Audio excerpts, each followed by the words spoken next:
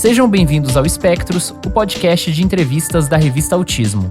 Meu nome é Thiago Abreu e sou jornalista. Assim como o espectro de cores é formado por muitos tons, é impossível resumir alguém apenas pelo que faz.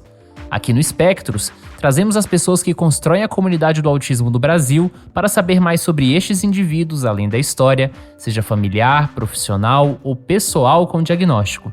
Este podcast é uma produção da revista Autismo com patrocínio da Clínica Somar Special Care. E o nosso convidado do mês é graduado em Psicologia pela Universidade Federal do Ceará, é psicólogo, podcaster e blogueiro. Fundador da Casa da Esperança, atua no apoio de pessoas autistas há mais de 3 décadas, fomentou debates sobre autismo em múltiplos âmbitos e foi diretor técnico da Associação Brasileira para a Ação por Direitos das Pessoas Autistas, a Abraça. Com essas credenciais, Alexandre Costa é o entrevistado do Espectros deste mês. Alexandre, muito obrigado por ter topado o nosso convite para falar sobre várias questões relacionadas ao seu trabalho e a você como ser humano. E eu falei aqui um pouco sobre as suas atribuições, mas do ponto de vista pessoal, quem é Alexandre Costa? Rapaz, eu sou uma pessoa que gosta de coisas vivas, né? Gosto de animais e pessoas. Às vezes até mais de animais, mas gosto muito de coisas vivas de forma geral. E cuido de coisas vivas, especialmente. Eu me vejo como um cuidador, essencialmente. Sou pai de muita gente, né? Nenhum biologicamente. Casei com a Fátima Dourado que você já entrevistou aqui, inclusive, a doutora Fátima Dourado, em 1993. A gente comemora o primeiro beijo, porque a gente nunca casou formalmente. E agora, no dia 8 de março, porque esse é o episódio de agosto, mas nós estamos em março, né? Daqui a mais ou menos 2 dias nós vamos fazer 30 anos de casado. E ela já vinha com 4 filhos, 2 deles com diagnóstico de autismo à época, porque só se dava diagnóstico quando era um autismo mais evidente, né? Então a gente tinha 2 que eram evidentemente autistas, e agora o Alexandre também teve um diagnóstico tardio, já adulto, né, de autismo, como se fala por aí, nível 1. Né? Então eu sou essa pessoa que vive a coisa do autismo não só como profissional, eu vivo isso como pai, como amigo, né, porque tenho muitos amigos autistas. Eu estou imerso nesse ambiente. Né? Tenho pessoas na minha família que eu se não fossem da minha família, eu consideraria autistas, né? Porque eu não posso dar diagnóstico em gente que é parente. Mas eu, pessoalmente, não, apesar de muitos amigos autistas ficarem o tempo todo brincando com isso, eu não me considero autista nível 1. Eu tenho déficit de atenção, fui diagnosticado na casa dos 20 anos. Eu demorei muito para me formar em psicologia. Para mim é uma grande conquista pessoal. Hoje eu me identificar como psicólogo clínico, porque eu tenho um déficit de atenção muito grave. Eu tenho dificuldade de coordenação, tenho dificuldade de organização, de planejamento, tanto que eu nunca consegui terminar um mestrado, um doutorado, que é uma coisa que eu tenho inveja em alguns amigos que são mestres e doutores. Mas eu, pessoalmente, me considero uma pessoa que se dedicou à clínica. Uma parte por falta de opção, e outra porque eu tenho deficiência, e outra parte por paixão. Durante a década que eu passei fazendo psicologia, eu viajei o mundo inteiro, participei não só da Abraça, mas também, antes da Abraça, eu fui diretor técnico da Abra, né, na década de 90, 96, 97, né? Eu participei do primeiro Encontro Mundial de Educação Especial em 1996, em Cancún, no México. Então eu tenho 30 anos de percurso por todo esse campo do autismo, e eu respiro isso quase todo dia. É uma coisa que eu não me canso de fazer, porque eu sempre digo, é o meu povo. Apesar de eu não ser autista, eu tenho uma facilidade muito grande de empatizar com gente autista, que é uma coisa que anda meio em falta. E eu, nos últimos anos, tenho me especializado em tratar na clínica dos problemas de pessoas autistas adultas nível 1, através de terapia pela fala, né? Terapia cognitivo-comportamental. Me defino pelo trabalho do que por qualquer outra coisa. E também sou um nerd de dispositivos, gosto de programação, né? Gosto de inteligência artificial, gosto de um monte de assuntos que já tive hiperfocos sazonais, porque TDA, para quem não sabe, também tem hiperfoco, né? Lida melhor com incerteza, mas também tem hiperfoco. E é isso que eu sou. E você sempre foi de Fortaleza, do Ceará? Não, eu nasci e criado em Fortaleza, saí daqui só para conhecer o mundo e voltar. sem nenhuma vontade de morar no estrangeiro. Eu gosto de Fortaleza, eu vou morrer aqui, se Deus quiser. Você já falou um pouco sobre o significado que fazer psicologia teve na sua vida, mas a grande questão que eu tenho é por que ser psicólogo? Por que você escolheu essa área? Cara, absolutamente não tinha nada melhor para eu fazer, cara. Eu não conseguia enxergar, entendeu? Quando eu passei pela primeira vez no vestibular para psicologia, em 1990, eu passei para entrar na Unifor, que é a Universidade de Fortaleza. É uma universidade particular, e eu tinha 16 anos de idade, entendeu? Então eu era o garoto prodígio. Eu entrei na Unifor, só que eu tinha 16 anos, e um garoto de 16 anos, essencial, e com TDA grave. Graças a Deus eu não procurei os médicos naquela época, porque havia muito menos conhecimento sobre o TDAH naquela época do que a gente tem hoje. Então, na época, talvez eu tivesse sido diagnosticado, por exemplo, com disfunção cerebral mínima. Isso teria prejudicado minha autoimagem num nível que eu não sei como é que eu estaria lidando com isso hoje, entendeu? Demorou muito para eu me dar conta de que todo aquele atraso era uma deficiência, porque, a parte disso, eu sou uma pessoa que tenho suspeita de altas habilidades, eu toco violão, canto, faço mil coisas diferentes, ocupa boa parte do meu tempo, né? Por exemplo, eu fui dar palestra no Encontro Mundial de Educação Especial, fui fazer psicodrama público no encontro dos institutos Jacó Levi Moreno de Psicodrama em Buenos Aires, com pouco mais de 20 anos, no 4º semestre de psicologia. Entendeu? Enquanto eu estava negligenciando minhas tarefas como estudante, eu estava avançando como profissional. Eu fazia, por exemplo, um curso de especialização em psicodrama nos anos 90, e eu conheci uma professora da Universidade Federal da Paraíba, eu nem lembro mais o nome dela, e ela me convidou para dar uma palestra lá, só que ela pediu para eu não dizer que era estudante, porque isso ia desqualificar o meu discurso sobre autismo. Entendeu? E na época, o tema em voga era uma visão mais baseada em evidências versus uma visão mais psicodinâmica do autismo. O tema em voga era esse. E eu ia representando uma visão mais baseada em evidências. E ela estava louca para se utilizar desse meu discurso, que ela gostava e achava muito bem estruturado, mas ela achava esquisito botar um estudante de psicologia para fazer uma palestra para os professores ouvirem. E todos saíram de lá me chamando de colega, e eu só não menti, mas também não falei que era estudante, para não desqualificar o convite, entendeu? Então teve essas discrepâncias que caracterizam a dupla excepcionalidade, de você de repente fazer coisas e se achar genial porque faz, e as pessoas dizerem isso para você, mas ao mesmo tempo as coisas mais básicas, como terminar o curso, você ficar devendo, e você começar a achar que tem alguma coisa muito errada com você, porque você não consegue terminar o curso de psicologia, que é uma coisa básica. Então, por que eu fiz psicologia? Porque eu acho que se eu não fizesse psicologia, eu tava por aí errando e bebendo e sem fazer nada, sei lá, fazendo o quê. Eu acho que não tinha nada melhor para fazer do que psicologia. Tinha um tio que eu tinha um tio psicanalista, que era psiquiatra, e eu não sou psicanalista, nem de psicanálise eu gosto, mas eu tinha uma grande admiração pela inteligência dele. Era um camarada que articulava bem as ideias, apesar de ser muito pirado. Até virou bolsonarista depois, como boa parte dos médicos. Mas, enfim, no fim das contas, era uma pessoa que se tornou uma espécie de referência para mim. E aí eu terminei pegando o caminho mais curto para ser o que ele era, psicoterapeuta. Porque ser médico, eu pensei, com a cabeça que eu tenho, com a dificuldade de concentração que eu tenho, tá fora do meu alcance, entendeu? Então, ser psicólogo tem a ver com as minhas excelências e com as minhas deficiências. E eu consegui terminar.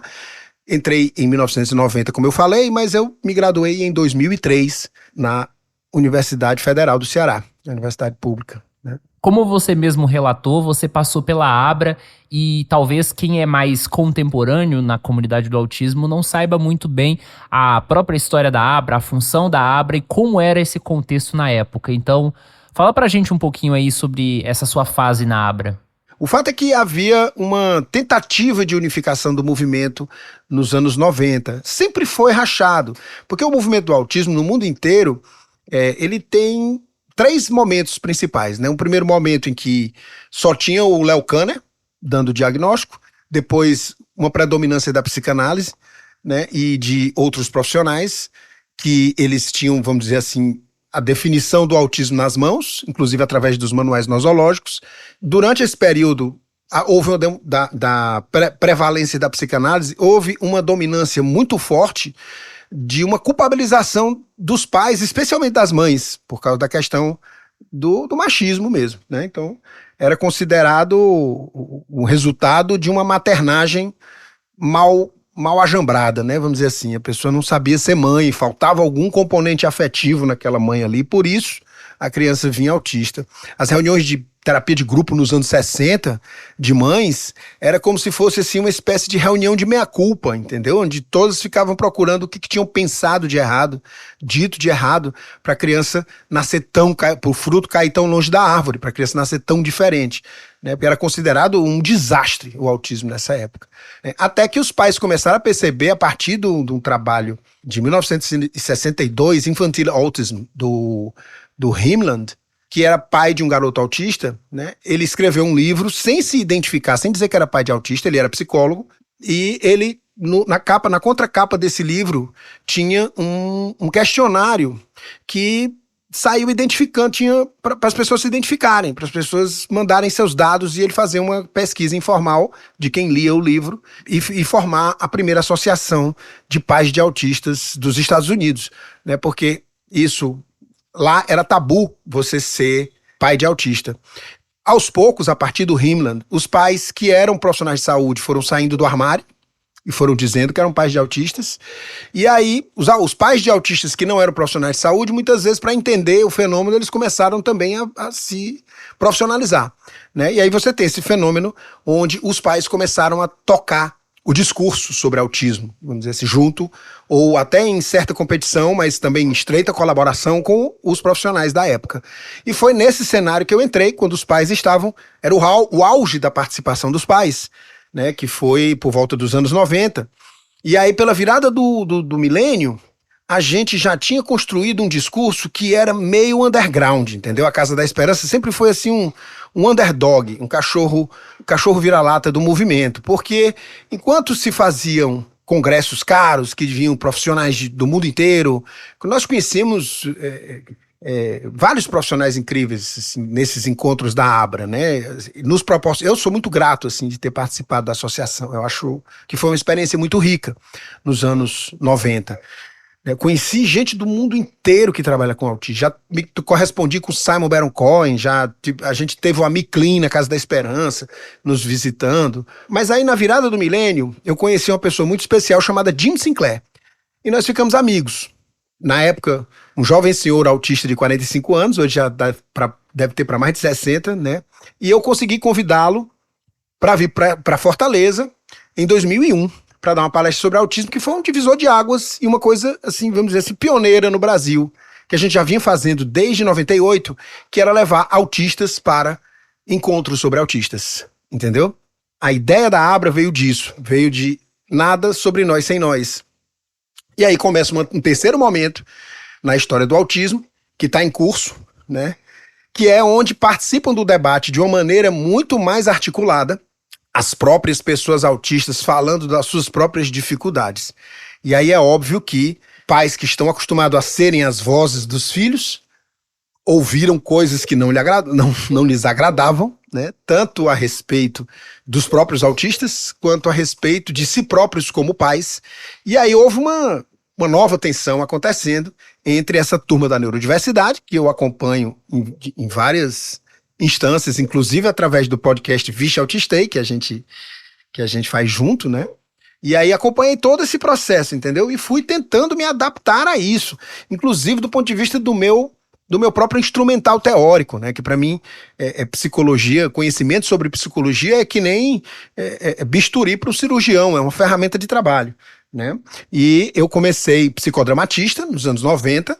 Minha visão de mundo era toda psicodramatista, eu vi o mundo como um grande palco e as interações como um grande drama, né? E os autistas sem acesso às máscaras, né? E eu fui me tornando cada vez mais comportamentalista no começo do milênio, né? Durante os primeiros 10 anos eu me descrevi como analista do comportamento. E fui chamado para dar aula em curso de especialização. As pessoas sempre reconheceram o meu trabalho a despeito da minha qualificação acadêmica, porque eu posso dizer que eu sou só um clínico. Mas quando a gente conversa sobre o assunto com pessoas... Eu tenho vários amigos que são mestres e doutores e eles me convidam para dar aulas nas suas cátedras porque sabem que os seus alunos vão se beneficiar dessa minha vivência, dessa coisa toda que eu estou falando agora, né? Então, esses momentos, todos que aconteceram no mundo, né? E eu viajei para alguns lugares do mundo, inclusive junto, como comissão da Abra, junto com a Casa da Esperança, sempre representando um coletivo relacionado ao autismo, nesses dois momentos, no momento em que era um conhecimento da transição para o controle unicamente terapêutico para o controle parental, vamos dizer assim, do discurso sobre autismo, até a gente ser pioneiro em trazer o autista para o debate, com o Jim Sinclair em 2001 e antes, quando a gente fez parte de um congresso em 2008, e nós protagonizamos assim um show espetacular de um músico, que é o Thiago Santos, e um vexame bem grande, que foi uma crise enorme de um garoto autista que veio, enfim, é uma história bem comprida, que eu acho que extrapolaria a tua pergunta. Enfim, se você não ficar me interrompendo, eu vou falar para sempre, você sabe. Eu tenho déficit de atenção, preciso te avisar isso. Alexandre, eu comentei aqui com o Mapurunga ano passado, no episódio que ele passou, de uma impressão que eu tenho, que eu também quero te perguntar. Eu tenho um viés de que a Casa da Esperança, representada também por você e na presença digital, né, e nas produções multimídias que envolviam a associação, de que ela desempenhou um papel muito acima da média do que a gente fala sobre estar presente na internet e de deixar a sua marca.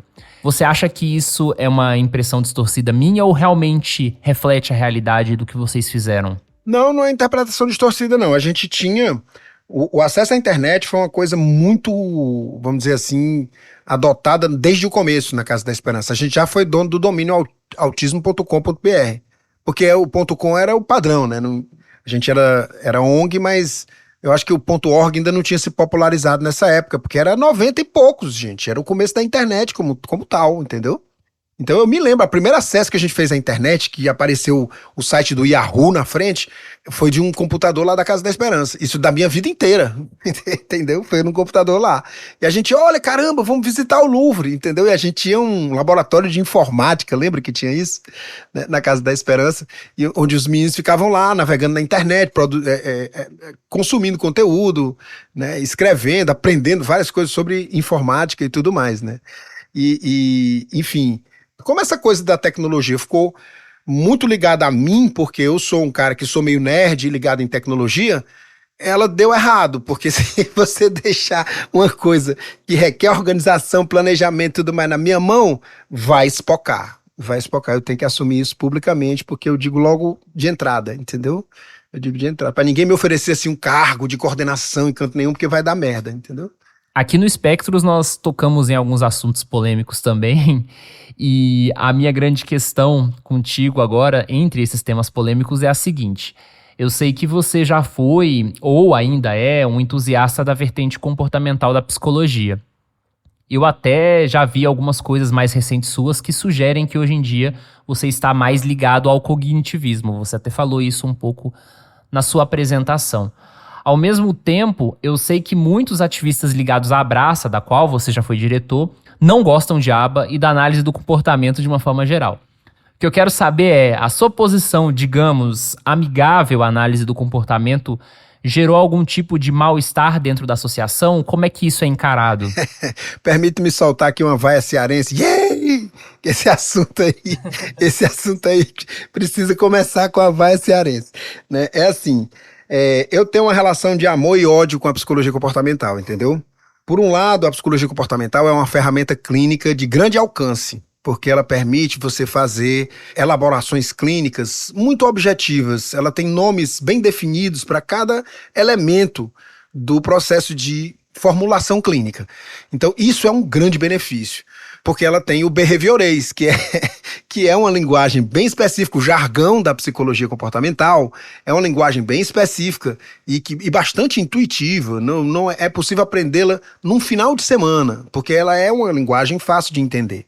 O reforço, positivo e negativo, punição positiva e negativa, entendeu? Tem como você entender muito rapidamente os conceitos da psicologia comportamental. No entanto, ela tem uma filosofia de base, entendeu? E tende a descrever as pessoas de uma forma muito, para não soar ofensivo, porque eu fui analista do comportamento durante muito tempo e eu combati esse tipo de discurso contra a análise comportamental de várias maneiras, embora eu sempre considerasse que sempre houve uma espécie de esteio meio, sei lá, um esteio clínico da análise do comportamento que não diferenciava em nada as pessoas dos pombos e dos ratos do Skinner, entendeu? Na hora que você considera uma pessoa como sendo uma analogia mais expandida de um rato ou de um pombo, eu acho que você diminui a pessoa, né? Eu acho que você diminui até o pombo, na verdade, para ser sincero, entendeu? Porque hoje, dentro da concepção que eu estudo hoje processamento preditivo, que é uma disciplina que tem interface com a inteligência artificial, a cibernética, a antropologia, a psicologia, a sociologia, a filosofia e a matemática. E ela dá conta de explicar os fenômenos da mente, que a análise do comportamento não tenta explicar porque ela simplesmente nega que exista mente, entendeu? Que eu acho muito mais plausível para explicar os fenômenos do autismo como um todo do que simplesmente pensar em termos de antecedente, resposta e consequência, entendeu? Já para não falar só no paradigma estímulo-resposta, porque as pessoas terminam se fixando nisso e a análise do comportamento é mais do que isso, né? Ela vai mais longe. É possível entender o autismo como um fenômeno global através dessa perspectiva do processamento preditivo, que é uma perspectiva que casa muito com as formulações da psicologia cognitiva. Talvez ela até conseguisse, tem analista do comportamento que ainda me convida, o convite mais recente que eu recebi para dar aula, numa disciplina de análise do comportamento na UFC, foi ano passado, final do ano passado, outubro, entendeu? Então eles me chamam, eu não sou persona não grata. Eles sabem que eu passei por lá e que eu sou uma pessoa baseada em evidências, eu não saio por aí divulgando misticismo, apesar de eu ter minha dimensão mística também. Mas eu terminei me divorciando um pouco desse diálogo, desse instrumental da análise do comportamento, porque o instrumental da análise do comportamento é principalmente verbal. É uma forma de entender os casos clínicos. Eu me afastei porque eu achei que ele não dava conta do fenômeno do autismo como um todo. Ele se aplica a determinados problemas a serem resolvidos. E ele tem uma contraindicação muito clara. E essa contraindicação é precisamente onde o pessoal da Abraça termina cutucando, entendeu? E eu sempre cutuquei junto mesmo, de dentro do processo da análise do comportamento. Mesmo me dizendo analista do comportamento, eu já cutucava junto. Que é a ideia de que que a aba, ela procura tornar uma pessoa autista indistinguível dos seus pares. Essa frase, ela não sai da minha boca, ela sai da boca de várias pessoas que tentam vender a aba como o único meio científico de trabalhar com autismo, entendeu? E neurologistas que mal entendem de psicologia e de psiquiatria, vamos combinar, sugerindo a aba como a única coisa respaldada em pesquisas, sem dar conta de viés de publicação, sem dar conta dos vieses de formulação que existem na psicologia do comportamento. Se você parar para pensar, por exemplo, assim, uma formulação clássica da psicologia do comportamento, né, de que um antecedente elicia uma resposta que tem uma consequência que reforça essa resposta, certo? Você tem essa formulação clássica. Isso, do ponto de vista cognitivo, é um mito.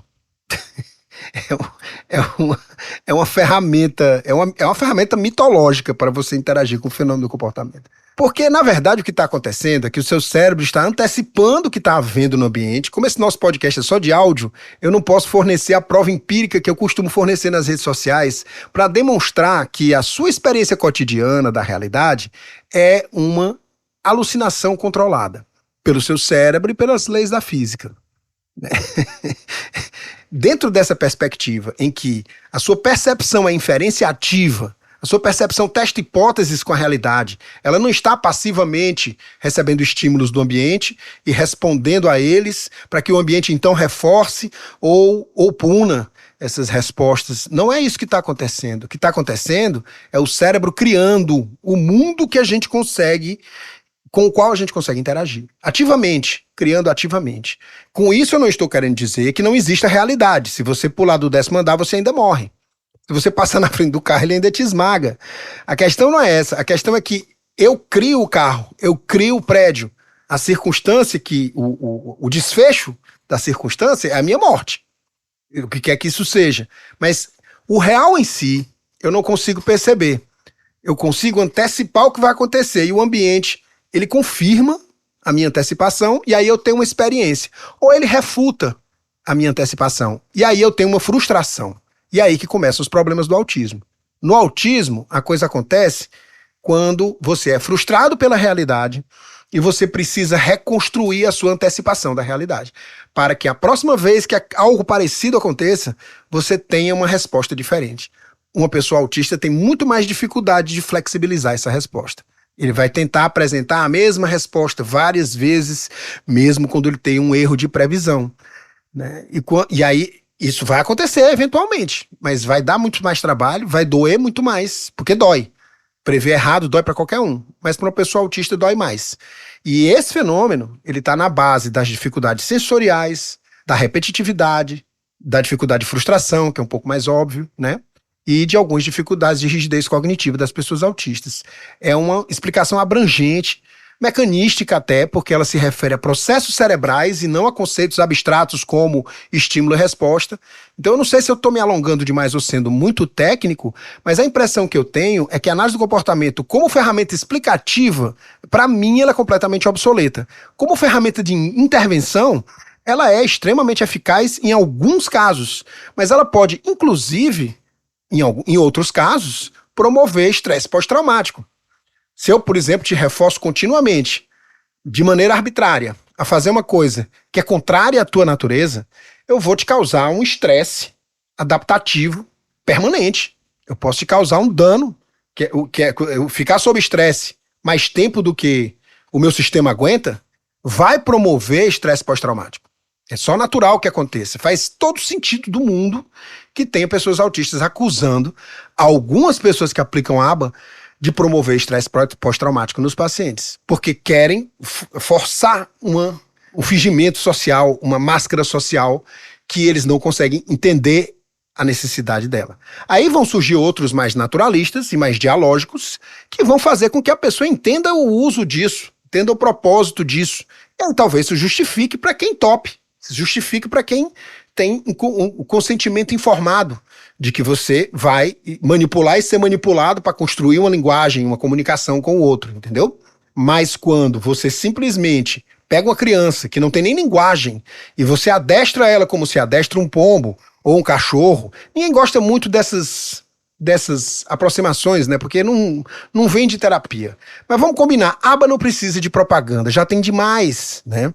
E eu acho até que prejudica essa quantidade de propaganda para as próprias pessoas da análise do comportamento, porque elas as pessoas tendem a vender curso de ABA aí de fim de semana feito louco. E embora o referencial possa ser aprendido rapidamente, a prática, como de qualquer psicologia, requer anos e anos de formação para a pessoa fazer bem. E para a pessoa saber o que se aplica a quê e fazer com, vamos dizer assim, organicidade, sem ser de uma maneira artificial, como a gente vê em algumas pessoas recém-formadas que já tem o estímulo, isso aqui é a resposta. É só a gente aumentar isso, diminuir aquilo. É só a gente inserir esse prompt, não sei o que. Que seria o que programar o quê? Nós estamos falando de gente. Nós estamos falando de um organismo que se comporta.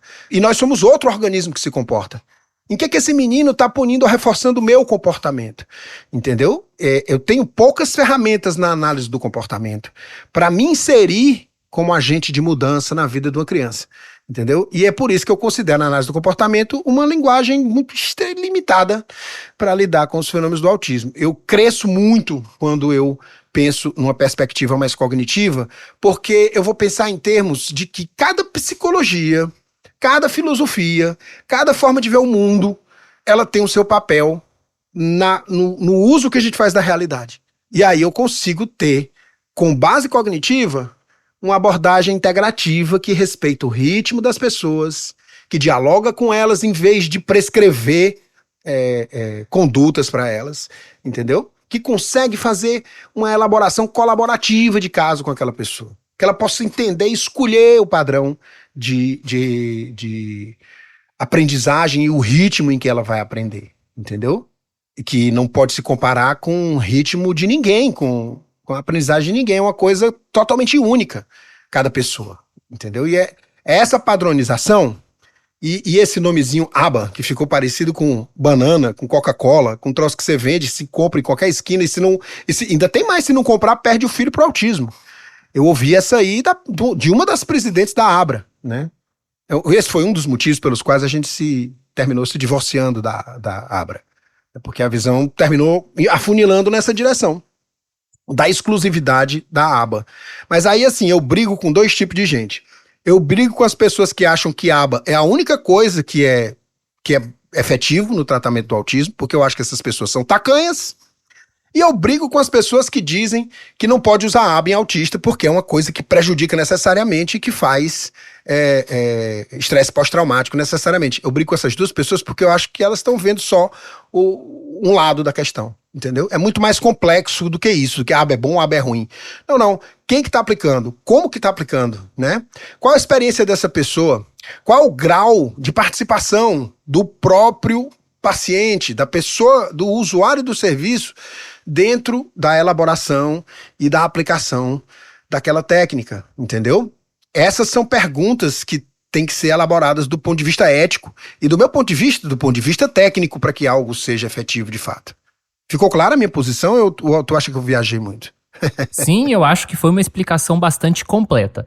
Então, voltando à questão que eu até te perguntei, hoje não há nenhum tipo de desconforto, visto que você tem uma perspectiva que não é também 100% o céu, nem 100% o inferno, digamos assim, sobre esse tema, né? Rapaz, tu quer ver é briga, né, cara?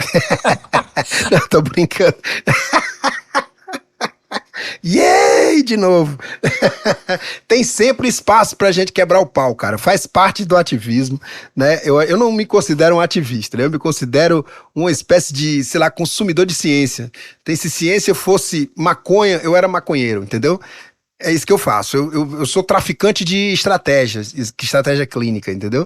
E, vez por outra, alguém se equivoca sobre uma conversa como essa minha, altamente técnica, e diz, vai com esse papo aí pra casa do cacete, e importante mesmo é... Mas o espaço que na minha formulação para a ação, a voz, né, e a tomada de decisão das pessoas autistas diminui bastante o meu atrito com o mais radical dos ativistas. Até porque eu comecei a me interessar por gente autista adulta através da minha amizade, muitos anos, e correspondência de muitos anos com o Jim Sinclair, que é uma pessoa pioneira no mundo inteiro nessa história, fazendo o Outreach na década de 90, que era um Autism Retreat. Ele fazia um acampamento que só ia gente autista ou gente a convite de gente autista. E ele me convidou várias vezes para esse evento, né? E eu nunca me dispus a ir, na verdade. Nos Estados Unidos eu ainda não fui. Mas assim, nos correspondemos durante vários anos, então nós estamos na gênese. No Brasil, a Casa da Esperança é pioneira em colocar gente autista para falar de autismo. Entendeu? Então, se as pessoas nos atacarem, brigarem conosco, é importante que elas saibam por que elas estão brigando e qual o motivo, para ver se vale a pena. Se vale a pena, a gente briga, porque não faz mal brigar. Desde que não seja destrutiva a briga, né? Que a gente não queira obliterar o outro lado, eu acho que tudo vai contribuindo, né? Não necessariamente para você convencer o outro do que você acredita, para que fique todo mundo sabendo o que cada um faz, né? No mínimo, né? Que eu acho que é um dos propósitos do teu podcast, trazendo tanta gente heterogênea pra cá, né? Com certeza, até porque nós precisamos não só do olhar de diferentes associações e diferentes movimentos do autismo, mas também das diferentes regionalidades, né? Considerando o tamanho do Brasil e toda a força, o impacto que cada região exerce também naquilo que é ser brasileiro e ser da comunidade do autismo. Aliás, você já apoia a revista Autismo? Sabia que você pode contribuir com uma pequena quantia mensal e fazer a revista impressa chegar a mais pessoas sem acesso à internet? Além disso, os apoiadores têm acesso à revista digital antes de todo mundo, além de conteúdo extra, como bastidores de reportagens e participação de lives exclusivas.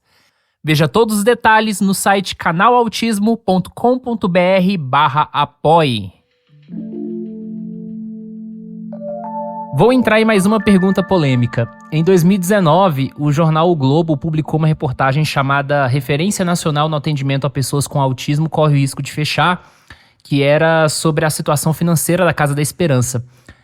Tem outra matéria do jornal O Povo de 2018, ou seja, do ano anterior, que falava em uma dívida de 4 milhões em impostos. Eu queria saber de você como a Casa da Esperança está financeiramente hoje e quais são os desafios nesse sentido. Esse valor de 4 milhões que se falava na época, ele procede ou não faz sentido? Não, ninguém viajou não. Nós estamos em março e esse troço vai para o ar em agosto. Então pode ser que agora, quando as pessoas estão ouvindo, a situação esteja bastante diferente. Nós estamos judicializados há alguns anos, entendeu? E conseguimos muitas vitórias ao longo desses anos de judicialização. Conseguimos a isenção de impostos, de parte dos impostos, então essa dívida que foi divulgada. Eu nunca cheguei nas figuras porque eu não sou uma pessoa que lida com finanças na Casa da Esperança, entendeu? Mas assim, era mesmo uma dívida muito alta, talvez na casa disso aí, mas ela caiu bastante depois que a gente obteve benefício retroativo, entendeu? Porque conseguimos nos qualificar como utilidade pública depois de 30 anos de funcionamento quase, né? Que fizemos 30 anos em outubro do ano passado, né? A situação eu acho que está caminhando para um conserto, né? Ela está sempre nas mãos de um juiz, ela está sendo escrutinizada de perto, então não tem nada mais, vamos dizer assim, cristalino do que as contas da Casa da Esperança, porque é um pente fino passado todo mês há muitos anos, né? E nós estamos judicializados nesse campo. Agora, é um fato de que houveram atentados repetidos contra o Sistema Único de Saúde nos últimos anos e que fragilizaram bastante as condições de várias instituições, não só da Casa da Esperança. Deixaram essas instituições, nós como tivemos o risco de fechar, tivemos que publicizar essa situação, inclusive já outras instituições que funcionam com recursos públicos também publicizaram isso nos anos recentes, como a Santa Casa de Misericórdia aqui de Fortaleza, né? Enfim, várias instituições ficaram com esse tipo de dificuldade. Acredito que a gente está caminhando para uma solução, mas assim, tem uma cultura no Brasil, acho que se instalou nos últimos anos, que é meio tecnocrática e que terminou tocando a gestão do SUS, e ela nos deixou maquinalmente atendendo pessoas e que, no meu ponto de vista, isso é muito pessoal, não é a posição oficial da Casa da Esperança, não estou representando a Casa da Esperança falando isso, mas do meu ponto de vista, a gente era mais orgânico antes. A gente fazia encontros, a gente fazia seminários, a gente unia as pessoas. Hoje, se a gente tirar as pessoas de dentro da clínica para reunir e fazer uma formação, a gente vai perder dinheiro com atendimento, entendeu? Então, não existe, eles não nos pagam para fazer. E se eles não nos pagam, o tempo que a gente está fora da clínica, a gente está pagando, né? E ninguém paga para trabalhar, né? Então, a coisa ficou muito direcionada para a ponta. Atende, produz. E eu acho que gente não é máquina, entendeu? Então, eu acho que tem algo disso que é inerente à estrutura do SUS que precisa ser repensada. O SUS é uma ideia maravilhosa, mas a execução dela precisa ser constantemente aprimorada, né? Eu acho que é só isso que eu tenho para dizer, porque eu não posso falar pela Casa da Esperança nesse particular, entendeu? É só o que eu sei e que é público, que a pessoa se olhar na internet, ela se informa. Não foi dita nenhuma aberração, não, é isso mesmo. Alexandre, você tem uma longa trajetória com a podosfera, tanto em termos de programas sobre tecnologia, quanto de autismo. Eu quero falar sobre tecnologia contigo mais tarde, mas antes disso, eu sei que você criou a Rádio Autismo em 2007, que foi provavelmente o primeiro podcast sobre autismo do Brasil. Depois você fez o Autismo Brasil Podcast em 2014, aí teve até o piloto Neurodivergente e agora atualmente o Vixe Autistei.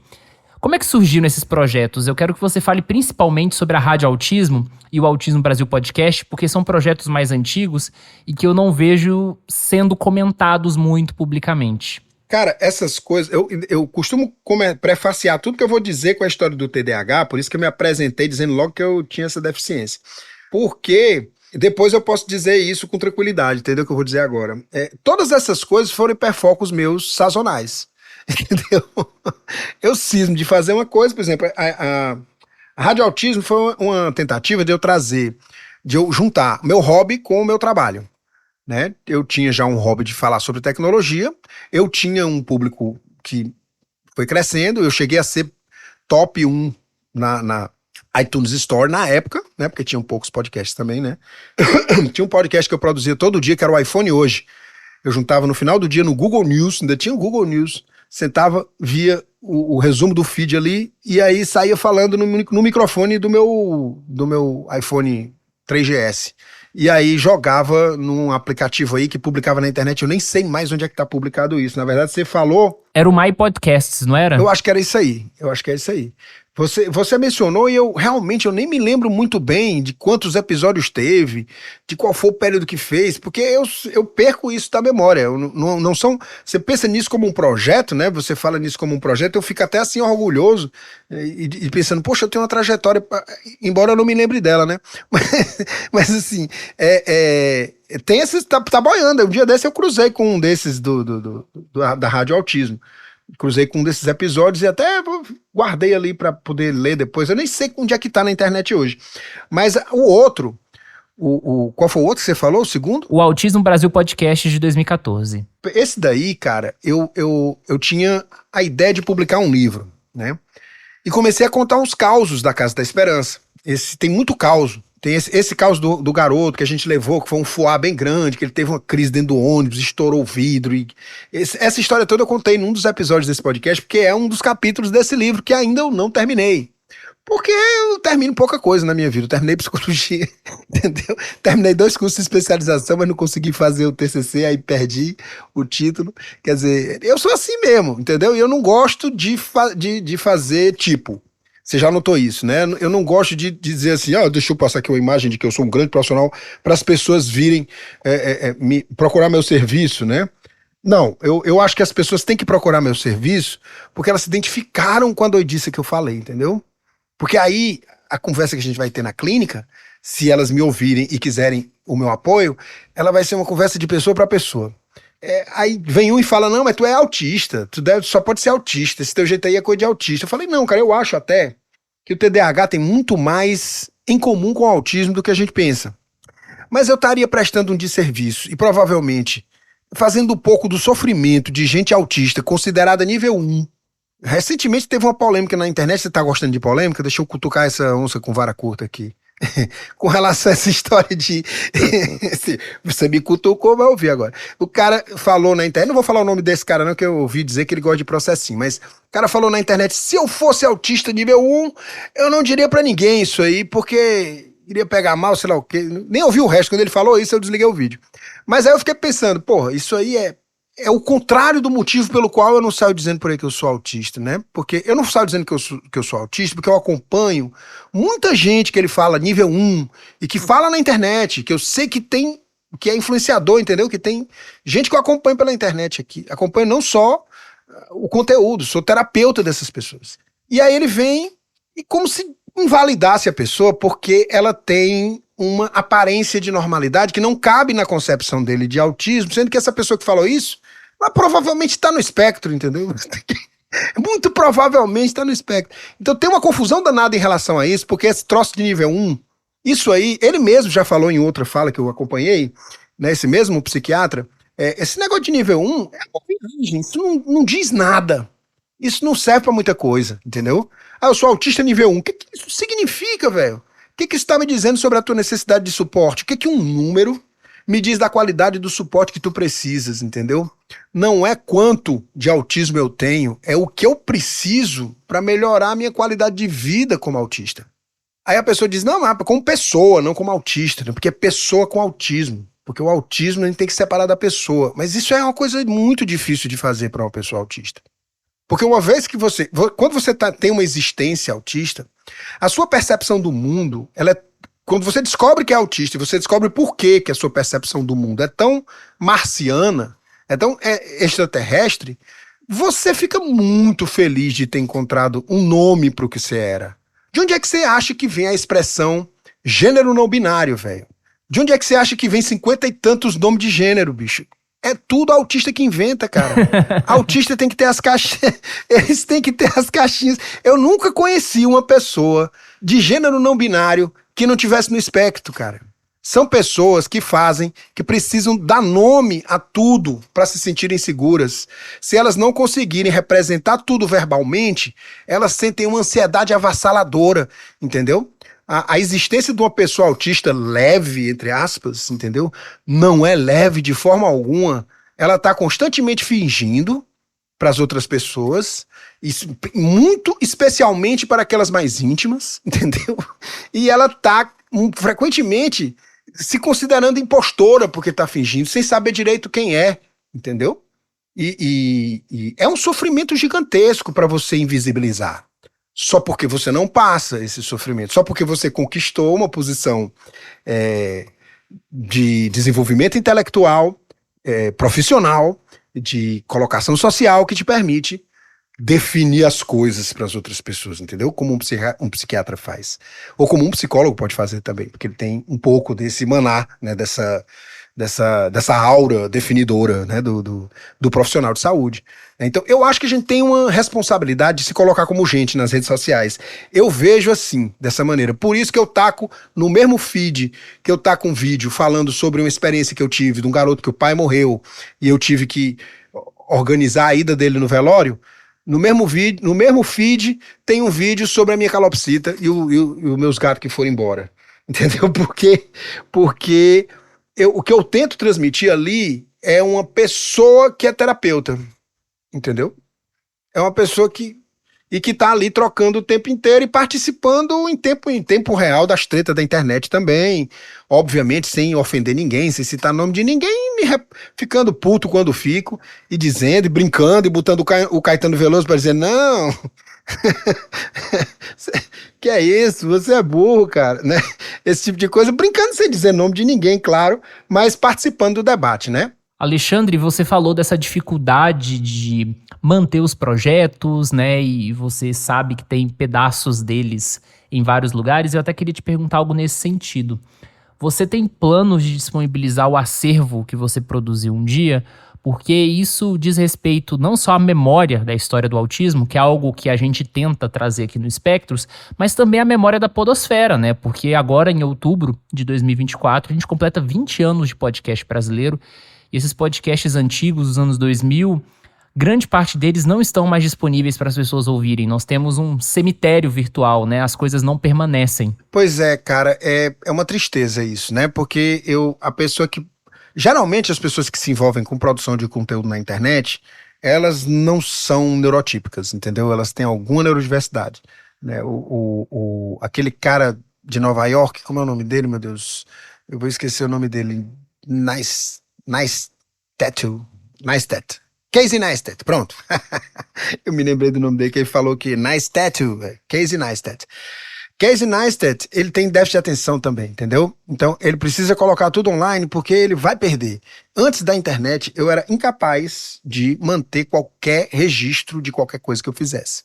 Então, nos anos 90, eu tenho ainda todos os diplomas de todos os congressos que eu fui, porque eu tenho assistente muito dedicada na Casa da Esperança, que gosta de mim de verdade, guardou isso pra mim, então tá aqui na minha estante, correndo riscos, inclusive, porque ela me devolveu esse material e não guarda mais, né? Mas eu tenho esse material de papel ainda, de uma época pré-internet, de tudo que eu fiz nos anos 90, né? Mas essa parte digital, se eu não puder buscar, eu não encontro, entendeu? É possível que eu tenha um pedaço dentro do dentro do Evernote, um outro pedaço dentro não sei da onde, porque eu guardava em vários lugares diferentes, minha mente sempre foi muito caótica. Então, existe essa entropia, vamos dizer assim, com a qual eu luto e que, à medida em que eu envelheço, vai ficando cada vez pior, entendeu? Eu tenho me deparado muito com a ideia do esquecimento e de como é avassaladora a angústia que a gente sente quando a gente imagina, por exemplo, que daqui a 100 anos os nossos bisnetos ou tetranetos já nem saberão quem nós fomos, né? Se a gente não registrar direito.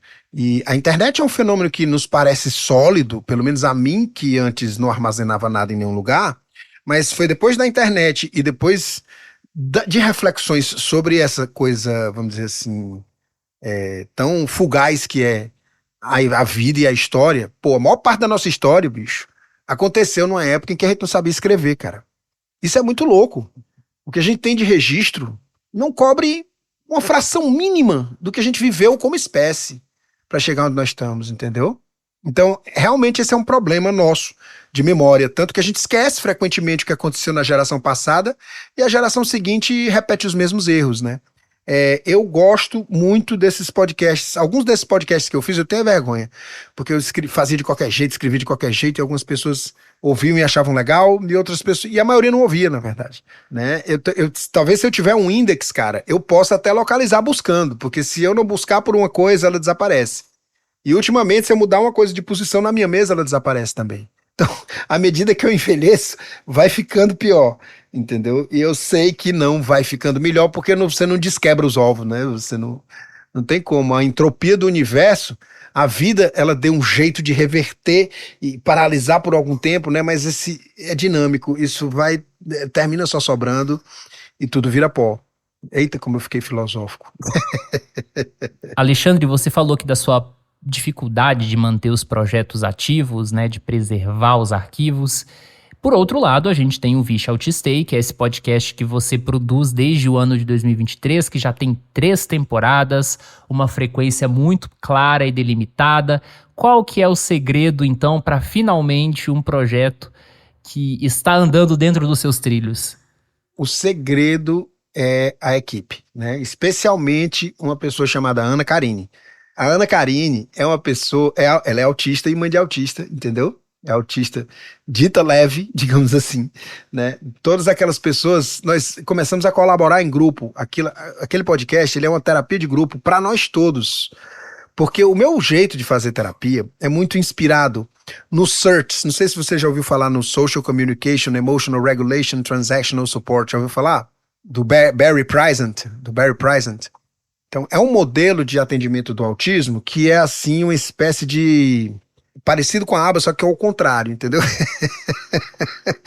É um troço muito baseado em desenvolvimento, certo? E muito focado no paciente, nas necessidades do paciente, em complementar as respostas do paciente, mas também sem deixar de mão o ensino direto, que é uma coisa que normalmente abordagens, vamos dizer assim, que seguem os interesses das crianças, como Floor Time, por exemplo, elas deixam um pouco de lado o ensino direto, porque isso pertence a um domínio mais, sei lá, que elas consideram manipulativo, uma coisa assim.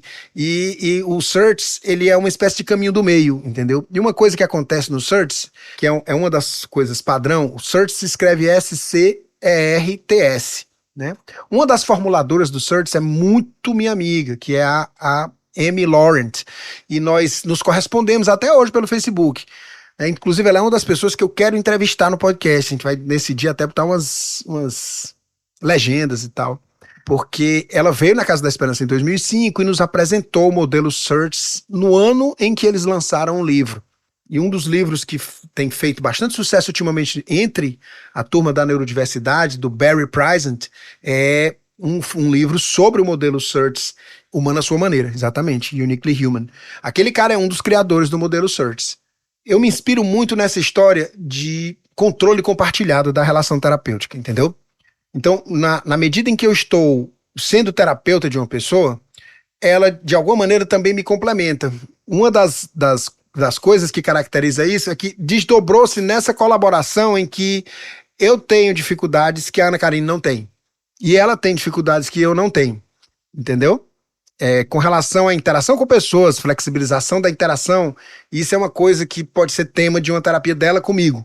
Com relação à constância na presença dos episódios, com relação a eu estar viajando demais e falando do sexo dos anjos e da relação entre ansiedade e a segunda lei da termodinâmica, ela vai e puxa a cordinha e diz: meu irmão, tu tá viajando e o povo não quer saber disso aí não, cara, tu tá endoidando aí, guarda isso aí pra tua tese de doutoramento quando um dia tu criar vergonha e for fazer tua... Entendeu? Então a gente tem uma liberdade muito grande pra se cutucar mutuamente, somos muito amigos, né?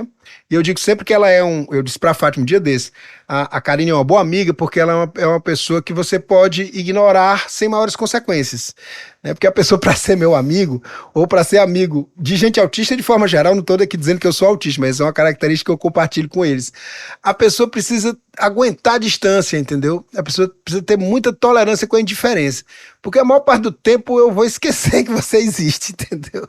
Porque eu vou estar ligado em algum projeto, fazendo alguma coisa, comprando algum microfone, assistindo algum vídeo sobre algum assunto hermético, como, por exemplo, a lei da energia livre de Carl Friston e a sua relação com a entropia do universo, e esse tipo de viagem maluca que eu gosto de estudar, entendeu? E aí, enfim, isso é muito bacana, porque enriquece a minha fala muitas vezes.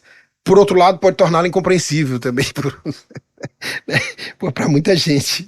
E aí eu fico só, né? E eu tô tendo uma coisa perigosíssima agora, que é uma conta paga do ChatGPT para discutir essas questões com ele. Mas, meu irmão, é uma cachaça aquilo ali. E nesse sentido, fora das questões do autismo, o que você gosta de fazer nas horas vagas? Rapaz, eu gosto de ver vídeos sobre microfones. Eu gosto de ver alguns seriados bacanas. Eu tenho um seriado que é meu seriado de conforto, que é Star Trek, The Original Series, né? Com o Capitão Kirk, o Spock, aquela turma dos anos 60. Eu amo, assisti todos. Eu não só assisti todos, como toda vida que eu vou, que eu viajo de avião, eu levo todos comigo, para poder ver quantos eu puder, dependendo do tamanho do voo, entendeu? Por isso que as pessoas dizem que eu sou autista. Tem essas coisas que eu digo que eu aprendi com os autistas, porque eu trabalho com autista há tanto tempo e sou cercado de autista de todo jeito que não tem como saber se eu já era autista antes de começar ou se eu peguei esses comportamentos com meus neurônios espelho, né? Porque é como diz o Dr. House, né? Daquele seriado, né? Macaco vê, macaco faz, né, cara? E aí, eu tô cercado de autista, então eu tenho seriado de conforto, né? Eu toco violão, especialmente. O pessoal pergunta: tu tá tocando violão, tá em que banda? Eu falei: não, cara, eu toco no banheiro. Pô, mas eu ouvi uma música tua no TikTok. Depois o TikTok é o meu banheiro, né? Eu toco uma música que jogo no TikTok. E aí tem gente que curte, tem gente que não curte porque é música de velho, né? MPB dos anos 70, um rockzão raiz aí dos anos 60, 70, que é o que eu curto mesmo. Tem uma coisa que rola nos anos 80 e me dá uma certa nostalgia, mas eu tenho uma nostalgia de um tempo que eu não vivi, sabe? Do ponto de vista do universo cultural. Então, música é um troço que mexe comigo. Inclusive, eu não aguento som, músicas que eu não gosto, eu preciso me isolar delas, porque elas vão me intoxicando, elas vão mexendo com o meu humor, eu vou ficando grumpy, sabe? Eu vou ficando mal-humorado, com vontade de sair correndo, com vontade de matar a gente. Eu tenho que usar uns fones de ouvido de vez em quando. E aí é por isso que os meninos ficam dizendo: rapaz, mas tu sai desse armário, cara, tu é autista, não sei o quê. E eu digo: não, porque senão vai chegar uma pessoa liberalíssima e dizer pra mim que eu não sou, que eu tô querendo a atenção das pessoas, assim. Tô querendo ganhar dinheiro com isso e tal. E aí eu prefiro ficar na minha e viver. Se eu for autista, fico dentro do armário, feliz da vida. Eu vou fazer que nem o Sérgio Moro fez com aquela história das investigações. Eu não reconheço a veracidade disso, mas se for verdade, não tem nenhum problema. E todo episódio do Espectros é encerrado com o nosso quadro Bate-Bola, em que eu falo um tema e o nosso convidado responde algo que seja relacionado àquilo que eu acabei de dizer. Então vamos lá. Uma palavra que te resume. Vivo. Último livro lido. Tambores à distância. Uma viagem marcante. Roma, sem dúvida. Um momento triste. Perder um animal de estimação. Eu perdi o Sr. Vaca, que era meu mascote desde o tempo do iTech Hoje. Era mascote do iTech Hoje, na verdade, o Sr. Vaca. Era um cachorrinho, um Fox Paulistinha, muito bonitinho. Ele faleceu em fevereiro do ano passado. Um sonho. Fazer doutorado e ensinar na universidade. Um medo. Morrer. Eu morro de medo de morrer. Um defeito. Ixi, tu quer que comece por onde? Eu sou lesado, sou desorganizado, sou esquecido. Vixe, eu acho que eu vou ficar só nesses três mesmo, porque senão eu vou afastar os clientes. Uma pessoa que você gostaria de conhecer, pode ser tanto viva quanto morta. Uma figura histórica que eu gostaria de ter conhecido, me ocorre imediatamente Andreas Lu Salomé. Ela foi uma parceira intelectual do Nietzsche, do Freud e do Jung, cara. Imagina uma pessoa dessa? E é uma mulher e eu tenho um fascínio pelas personagens mulheres fortes. Eu sou casado com uma, né? E a maioria das minhas pacientes são mulheres. E eu tenho um respeito enorme pela feminilidade. Tanto que eu cultivo a minha, né? Apesar de ser heterossexual, eu me considero assim, viadérrimo. Um artista ou banda favorita? Led Zeppelin, John Lennon. Caetano Veloso. Caetano Veloso é meu artista preferido de todos os tempos. Pra mim, ele é o homem sagrado da cultura brasileira. Um artista que você detesta. Eu vou botar o Wesley Safadão, porque ele representa tudo que eu mais detesto, mas tem outros que eu detesto. Prato favorito. Acarajé. Uma bebida. Cerveja. Uma comida que você detesta. Aí é difícil. Deixa eu ver, velho. Eu não consigo pensar, não. Não tem seletividade alimentar, isso não cheira autismo não, hein? Não bate. Pois é, já tô fora do autismo, do espectro aí. Ô, meu irmão, faça isso com outras características pra ver se eu convenço o pessoal. E por fim, frase favorita. A sua percepção é alucinação controlada. Portanto, a sua alucinação é percepção descontrolada. Essa aí é de um neurocientista chamado Anil Seth. Alexandre, muito obrigado pela sua participação aqui no Espectros, por você ter compartilhado toda a sua história e várias outras questões relacionadas ao autismo, deficiência, análise do comportamento, tecnologia, podcast, enfim, né? Foram bastante coisas, então fique à vontade para dar uma mensagem final e dizer alguma coisa que talvez você queria dizer e não teve a oportunidade. Primeiro eu queria agradecer a você e ao Paiva Júnior por me convidar, né? Eu fiz uma brincadeira com ele porque ele me contactou para convidar a Fátima, né? Depois me contactou para convidar o Alexandre, né? Aí eu disse, Paiva, quando tu for me entrevistar, cara, tu vai ter que contactar alguém para essa pessoa chegar em mim, para eu me sentir importante, entendeu? Mas não foi isso, ele falou comigo. A gente já tem um diálogo muito amistoso há muitos anos, né? Desde o tempo que ele ouviu o iTech Hoje, a gente trocou muita ideia já ao longo desses anos pela internet. Então tenho que agradecer a ele, agradecer a você pela condução brilhante aí do episódio, né? E por ter encontrado esses podcasts que eu nem me lembrava mais que existia, né? E o que eu gostaria de dizer é assim, vai lá no Spotify, procura por Vixe Autistei. E é um podcast muito bacana, feito por gente autista, pra gente autista, só tem eu que sou TDAH, e como vocês veem, né, tem um bocado de coisa que a gente faz junto, né? É um podcast que é muito da cultura neurodivergente. Eu tenho muito orgulho de participar dessa equipe, sabe? Eu acho que a gente está fazendo a diferença, apesar da gente não ter se tornado ainda um fenômeno de massa, mas eu acho que isso é até bom, esse é um momento bacana, assim, porque é um momento que ainda não tem gente demais para começar a ter treta, né? Quando você tem tanto seguidor que começa, tudo que você fala, vem um e reclama, né? Já é um momento em que você tem que dar um detox de rede social. Mas ainda não chegou esse momento, nós continuamos crescendo, por isso, vai lá no Spotify, procura por Vixe Autistei, ou então no YouTube, nós estamos lá, principalmente nessas duas plataformas, e é isso. E mais uma vez, muito obrigado a você que nos ouviu até agora, nos encontramos em setembro.